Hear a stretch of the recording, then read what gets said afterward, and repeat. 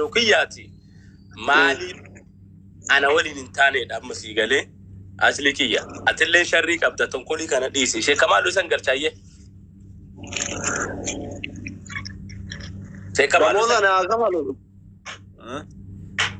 نا كاترادو نما زارب زون دسا دبين غوري رارم ما سيكا تراتا غوادنيا كتيمي ريا كتيمي السلام عليكم ريا لفات مالي ميديا غبت ريا ها ميديا ولماني دلائتني ميديا رسابة كنا ولمان بتنيمي ما قلنا جنين نتك يعني سبب دوسة كانوا نتك أبي أترى كرجال لو قلنا جري وابل سام ميديا أراك ميديا تي وابل سام sana ka hammenna tan ko rin jenne ga alamni hundu sambe ka hammenna fo din kenna ka tin hammenya fin jenne imbe kamaga asli sanille ra mormatu le kamalle walla mormatu amma mu beni haguma nujala tu ko bate male aman sise rakiya dugo mijiru tini aman sise lal kashakkin qabla sigare omara kon qabla doctor marjetani charrale na birati kenina mu beki ya ulfat wa tini kana mubarak bin arare bu ko ni taziya taw jirra mali beita arara bu sun kesan tiktok ki qabbane sitani umman namma jala de mo ajanda e ga jira namni kum ni ja isina bara jira akamitti dubbinu jala qabbane situ jede mali fu dubbi arare bu mbare doda mu benni sana ko mate fa aslinu de bi se jira ko adu maddu fe isa jiddu se ne wahi video chup yedu maqamu be dofnan en yadate daabi bakka jede yu fo adu yu daaf se jira wala dubbi sana nuti simmo kana saatu ra yero sanatti waa intalle gabbaate birrina nyaanne jettu sana kiyyaadhan baga gammadde baga dhugaan kee ba'e warra sirratti duulaa ture ijoolleen viidiyoo mummuranii hojjetaa turan naamin jedhaa turre akkuma asliin jedheedha amma nagaan buun kanuma fuulduraatiif hooyyuu wanta akkanaa gaafa argame miidiyaa irratti fidanii ajandaa akkanaa kennuun ajandaan amma tiiktookii kana irratti dhimma dhuunfaa akkanaa utuu hin taane waa'ee dhimma Oromoo amma tu ati kaate amma nama dhibba sagalee wayita jiramti rakkoo ummata wallaggaa keessatti ta'aa jiru rakkoo ummata Oromoo kana dubbatti asumaan nama 50-60 gala Oromoon kun maal barbaade nama 6,000 wayin nama dhaggeeffata gaafa rakkoo Oromoo maali wanti akkanatti ummata oduu jaalachiisedha kan gaafinatti ta'e nama dhibabar duga personal dhimma dhuunfaa namaa tokko irratti utuu nama ani fasliin dhumti kaane ajandaa walii gallee walii dawwallee kai gabbai na arrabsi alis deebinsii kannaa jenne guyyaa sadii ajandaa ajaa'ibaa ummata kanaaf kennina wal dhukkee walirraa kaafna nu walin miinu walirraa saas turre waan ta'eef dhimma dhuunfaa namaa hin jaallatina Oromoo dhugaan isin hin jedha kanaafuu dhimmi dhuunfaa namaa waan jaarsummaadhaanis ta'u dhumuu danda'u dhimmi Oromoo immoo rakkoo Oromootiin uma hunda laallata Oromoo hunda dhimma Oromoo irratti haa xiyyeeffannu dhimma Oromoo rakkoo keessa jiru kanarratti xiyyeeffadha dhimma dhuunfaa namaan akkuma ammaa kana nama sadiin dhumuu danda'a Ziizoo Fuwaadii fi jaruma warra himataa turetu walitti araaramanii ka'an kanuma bar asirratti wanti dhimmoo ani gadin bu'aa warra kaane carraan kenna warri abdusee jettanu ijoolleen biltsiginnaa abdusee irratti afaan banuu dhiisa ana laal dhugaa isin jedha ana irratti wanti abdusee sin jechisiisu jiru dubbiin kootti hin tolu dhugaa ijoollee biltsiginnaa kan dhugaa dubbadhus maal dubbadhus abduseen akkana ana kan na jaallatu Oromoodha malee biltsiginnaan hin jaallatu hudduu warree sin seesisaa siniin jedhaan qobaatti liibii sinii dhufa sinii galatoomaa galatoomaa dhishee keella mume ai lo bakka yo wan wada wani sin jeren jiru araba kana olu arfamatu maolani kagara kenna nuti sitti ibne rakko miti subatti lalle dubbin kenna dimmi kenna America gawun qabu no mer America warri kairo wanu ala olimbasu ichiti kenna dido waan genu kesuman fitanna nuti yo obole wanketi ilmanketi bodyguardi ke jirenya ke dabu barbanu eka Ethiopianu omor mare kaite azumatti keessan fixanna aganaa dabarsitee diyaaspoora irratti maqaa kenna kaaltenu komachuu fi baay'ee sitti dallanuu baannullee laadhiimaa dhugaafachuu miti Ameerikaan harka nu keessaa fudhachuu qabdi dhimma keenya keessa dhimmi keessoo kennaa Ameerikaan ilaallatu Itoophiyaan jirtu san asumatti no more America jechaa ture Ziizoo nama jaallata'eetiin akkatti haasa'u guyyaa waan inni jedhaa oole osoo dhageettanii kolfaan duuta dhukkeen irraa kaasaa Nama nyatalu arawal badani tu. Doktora Gefate doktora. Tu Ustaz. Bismillahirrahmanirrahim. Bolayan kenna assalamualaikum warahmatullahi wabarakatuh sinjada. Ani hasa nasa uredu. Awala galte tikoleta tu baga fitatani fitatana mati gammanna baga araramtan jedha. Lakin ani qalbin na caga kelma oromo tokkotti akka nama oromoo tokkotti qalbii kiyya na cabsitan dhugaa isinitti mufootaate waan odoo Aziizu Abduseen dubbate Dr. Abduseen waan dubbate irran deebu odoo yaala rakkoo Mubaarak illee rakkoo ijoollee biyya Arabaa iyyaa jedhu san gabbayee iyye namni 6,000 itti baqatee akkasitti sallaaluu jechuudha. Rakkoo biyya keessaa yoo hin dubbanna jedhan namni akkanatti ilaalu imma dhuunfaa imma jaarsaaf jaartii haa ta'u kafireen maalii haa ta'u gabbaanii akkana isan kana immi ani irraa dubbatuu barbaade isa kana Mubaarak illee kiyyallee miti kunaa hafu yaa ummata Oromoo namni 800 na dhageettan kuni namummaa fi hurummaan keenya walii wallaalame natti fakkaata wallahi wal jennee nyaannee dhuunee dhiqannee deemna malee aqliin teenya eessa akka jirtu. Wallahi ani Mubaarak fi kiyyaan dhiifama wal gaafatuumi yaa ilmaan Oromoo nuti isinitti safuu cabsee nuti isinii balleesse hagana aslillee dabalatee dhiifama gaafatutti isinirra jira jechuutu natti dhagame. Yoo waan xiqqoo akkana oofnee namni 8,000 nu daawwatamu waan guddoo lubbuu akkamitti ilaaltan waan sila irraa dubbannee boonnee boochifnee irratti duullee hojjechuu qabnu waan guddootu jira waan ajandaa guddatu jira. Waan xiqqoo tana akkanatti sila ani afaan maaliyyoo namatti namaa gala natti dhagama wallahi. Adeemsichi kuni sirrii hin turre fakkeenya ani nama miidiyaa kanarraa nama onkuru aslii yoo beeke. Asliin kun intala takka ol baasee rakkoo isii hubatee birriin inni galcheef hin jiru. Mee intala takka galche ta namni walirraa nyaate jedhee haayimu aslii Mubaarak. Rakkoon tun yoo nama daawwachiifte malee yoo gigir jettee nama fidde malee bu'aan isaan jiru. Bu'aa isaan agare araaramanii leen beekan. Yaa obboleeyyan kiyya ani aslii fi yookaan namoota na dura jiru kanaaf dubbataan jiru. Nama ummata rukutamaa akka gurbaan baanu kan ummata kanaa waa himaa jira. Bakkeen itti fiiganii dhaqamu bakka biraatti. Har'a viidiyoo tokko akkuma Dr. Abduseen dubbate waliigalee asliin arrabsi. Ansii deebisaa jedhu manni sun hin mul'atu. Namni qaama biraa alaa nu daawwatu nu saalfachiise nu jibbe jechuu gadi bu'aa ummataa ta'aa jira. Ummata kana sadarkaa ummata Oromoo guddaa kan xiqqeessaa jira jechuu warri miidiyaa kanarraa lallaba. Wanni irraa lallabnee ijoo nuu ta'uu qabu beekamuu qaba. Uma xiqqoo kanarraa akkanatti biyya dhunqurru jedhaa namoota hedduutu as jala jira. Wallahi waan garaana gubee anaasa wedhu Dr. Abdusee waan dubbateef waan namni dubbate irra deebinee haasofne yoo sa'aatii fixuu taate malee hin ta'u. Obboleeyyan kiyya waan akkanaa kana qabattanii isin feemasoon warri nuti ijoolleen tun sagalee nuu taate rakkoo keessaa nu baatu rakkoo sabaa dubbatti jennee isin dhabdannu waan xiqqoo tana addunyaa yoo unkurtan guddoo eenyu dubbate yoo isin guddoo dubbatanuu isin hin laalan waan akkanaa kanarraa qusadhaa jedhaa inni gabaabsa galatoome ziidoona naqo kanuma ergaanti rabbi isin haa qajeelu. Galatooma ayyee guyyaa gaarii. Dr. Asli dhageetteerta. Zido dhaggeeffadhu amma bakka sanittillee asliin kun sooqidha ustaazni itti na dabalalla. Ana ajandaa kana TikTok irratti dhaggeeffadhuma awajuga ina haasofna namni keessatti ulaaluuf haasofna. Ana ajandaa ijoollee lamaanii kana TikTok kiyyarratti hin haasofne mana namallee dhaqee hin haasofne. Warri hunda kaleetti haasayaa ture warruma amma araaraan fidhe kana hunduma keessan ustaaza dabalatee an argaa ture isin dhaggeeffachaa ture. Ergadheeyyuu hin beeku hin barbaanne. Ani Facebook irratti silaa warri Facebooka boo'ichaan dhume gizee hundamaa boo'an jedhee dhufe gorsa kennee ijoollee biyya Arabaa jira hunda kaanii lolee kaanii gorsee maslahatti jidduutti haasa'ee waan gaafa wal jaalattan walii gootan gaafa wal loltan maaliif wal saaxitu naamin jedhee akka gorsaatitti lolee ni deema.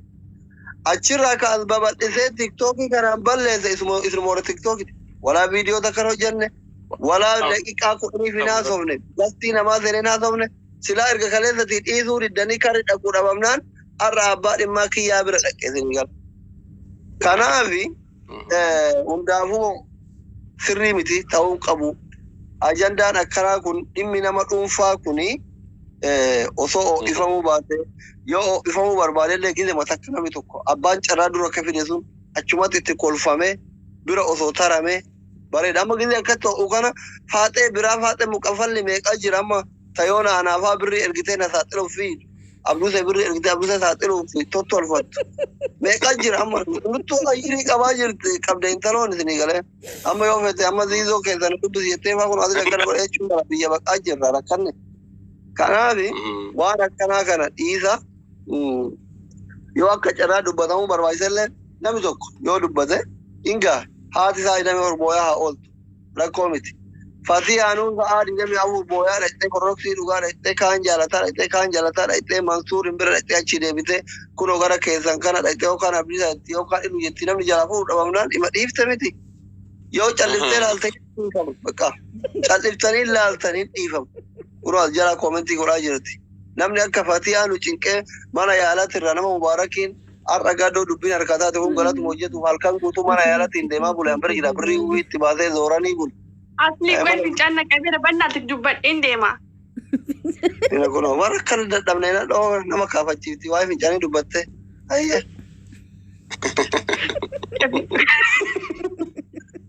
Dafa daqiiqa digdama.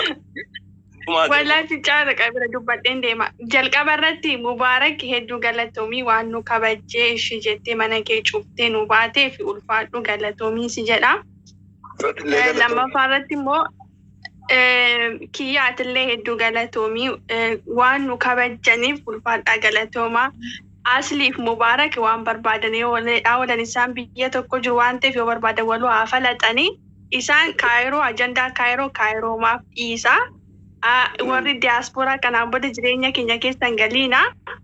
Jireenya ijoollee biyya arabaa keessas hin galiina. Teessanii viidiyoo waliin waraabaa waan ta'eef viidiyoo ganama dubbadheera. Nus akka barbaanne wallaa. Nuti gaafa wajjala waan fedhu gaafa wajjala viidiyoo wal saaxila waan ta'eef isin waan teessanii dhokattanii ifaa dhaamsattanii wal kiisingi wal gootanii dhimma kennu. Diyaaspooraan kanaan booda nurraa dhaabbachuu qaba. Keessumaa liqamambariin tiktokii kanaa ziizoon immoo shamarran keenya yeroo sargii dhaqxu dabbaan qabdu jinni jaan kaline kanaan booda shamarran keenya sin tuqiini nurraa gabbuyi akka barbaadan haa ta'anii.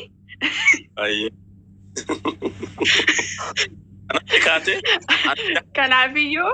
Alaala nama jaata jira. Anjaarsa biyyaati nama araarsuu malee waan alaala. Dhugaa malee garuu asirraa waan tokko dhugaa tokko dubbachuun barbaada. Ziizoo fi dhugaa malee bilbilee ribarraa kaaseen kottu Mubaarak nutti yaa jira jennaan ishii jedhee dhufe wallahi ribarraa kee dhufee mana Mubaarak seene. Kanaaf Ziizoo hedduu galatoomii ulfaadhu yaa nuti walis hin galateeffannaa walis arrabse walis lollaa ansuwaan keenya beemadha.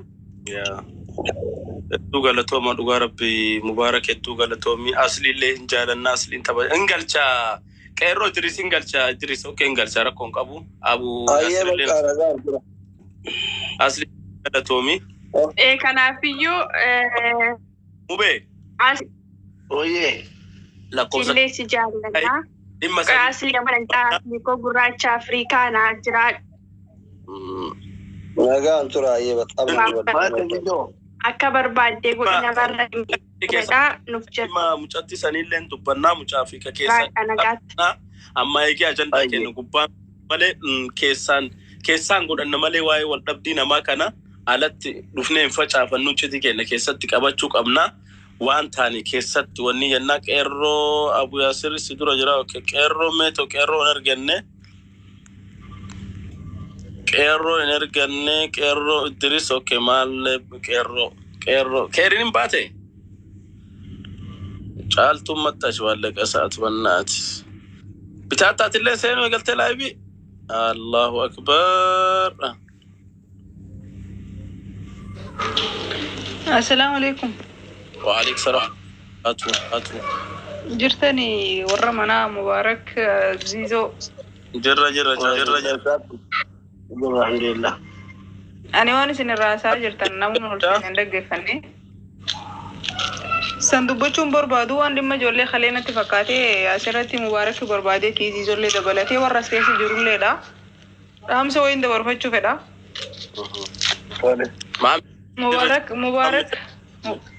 Mubaarak yeroo hedduu kan ittiin bahinu waa'ee gargaarsatti uummata biyya kanaa namoota biyya arabaa kana keessa jiru sagalee ta'utti kan hin hambare. Nama isin biratti dhukkubsate tokko agartulleen beeku Mubaarak Kaayirootti jechuudha. Armee teenya takka takaleen lamaan dhukkubsattee torbetti yeroo 3 dhiqamtu. Waa'ee ishii saniitiif gargaarsa guuraa jiranii duraan faamilii gargaaruu ture filiis waan sanarratti akka sagalee nu taatan hin barbaada. Kana dhaammachuuf hin seenee jiisoo carraa kan nuuf hedduu galatoomi. Sagalee nuuf siifin hima keessaniin sitti himaa bilbilallee siifin ergu viidiyoollee ni jirti. Kooloo olii deebisa yoom qabaa? Wali deebisee jira walitti qabu.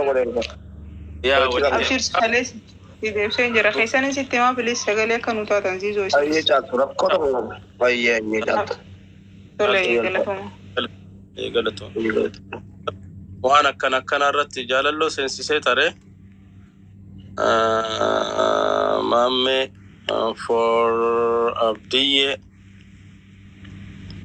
daqiiqaa torba qofa qaba daqiiqaa jumaa deemuu qaba salaataaf qophaa'uu qaba isan jumaa salaattanii narratti zannattanii magribaa salaattan na fakkaata moogana Zizo bayyee Assalamu alaikum wa alaikum salaam wa rahmatullahi wa barakatuh maammee mangisti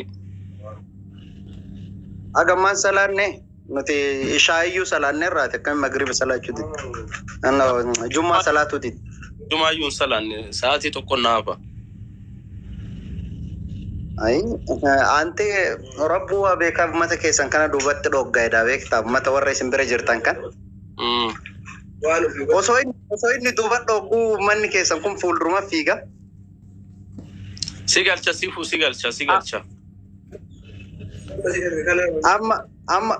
Amma silaa osoo waan hojii namaa taate feerii miti jedhanii jijjiirtanii beektaa. Astaghfirullah jirabbeeti akkam goona gaa. Akkam jirtan maal amma dhufee dhiifama garuu waan isin irraa dubbachaa turtan hin dhageenye. Sa'aatii illee dhumteerti. Nama kenna lamatti dhibba afaan. Dhimmuma jaraaf. Okay. Maammeti waan biraa. Ayyee rakkoon qabu jaalannaa galatooma ulfaadhaa nagalchuu keetiif ulfaadhu. Uummata Oromoo fayyaa jirtu isin jaalladha. Amma teeksisoo kana fooloo godhaanii nama 6 as nama 5. Viidiyoon as gabbaa yeroo tokko maammee fuula kan keetu yaade. Wallahi jennaan. La macani janu jala buana min bainat. Ya? Janu jala buutan bainati. Warra Amerika kun nu jala silalani suratu. Maali nuti dubartii. Tani wajjanne jiru beekta. Assalamu alaikum wa rahmatullahi wa barakatuh. Alaikum salam. Amme bar namni hedduun simbe. Bukan malah nilai ber. Arab, ni sensara TikTok itu. Mubarak, kalau tu kita ada nomor, ada wingkin nada, ada beramai, ada mungkin galati facuda. Ugara pi kali sakase Mubarak ordofan turesi.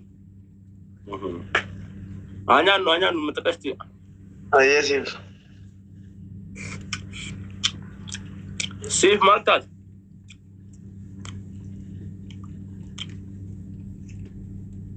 Maammee jirtaa? Aisha galatoom. Jira Zizo akkamati? Nagaa maal taate reessifan siifu? Wa alaikum assalam wa rahmatullahi wa barakatuh. Ya? Siifan maal taate? Oman taane deebi'ee dhiifama. Antu benar sagalee kan dapat sifan mana sifan Ifa Mazizo Mubarak kalesa kasesi ordofan ture waan ta'eef waa hundain